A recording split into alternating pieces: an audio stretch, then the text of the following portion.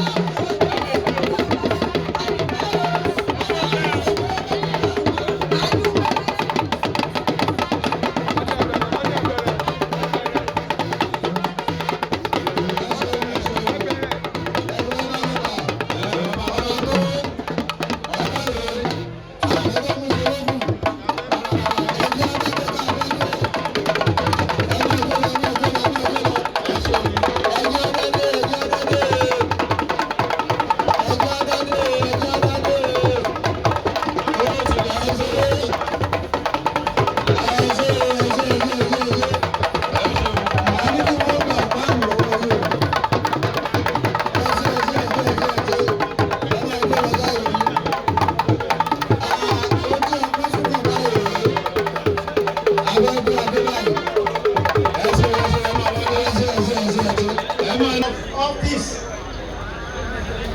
from Royal Highnesses, Roman figure number 1, Senior Chief Alabi, Maye Olubadan Ibadan. Figure number 2, Justice Moshood Abbas, retired Baales of ibadanland. Retired. Correct you. Honorable Justice Moshood Abbas, retired. Baales of ibadanland. So, ní orúkọ kábíyèsí Olúbàdàn, ẹ̀yin tẹ́ ẹ bá mọ̀ pé ibi ètò yẹn kàn ẹ̀ǹdẹ́, tẹ́ ẹ bá mọ̀ pé ètò ìdáǹpẹ̀ àwa síta fún ẹ̀yin ló kàn ẹ̀ǹdẹ́ o. Torí tẹ́ ẹ bá ń de ẹ lè wá síwájú Olúbàdàn wá gba ọkọ yẹn á gbé fún yín o. mo bá yín yọ o ẹjọ́ ẹ máa bọ̀ wájú Olúbàdàn ẹ máa bọ̀ ẹ̀yin tí ẹ rọ̀ báyìí lọ́kọ̀ ẹ bá dúró bá a sún ìgbẹ́. Mídíà, ẹ wá báyìí.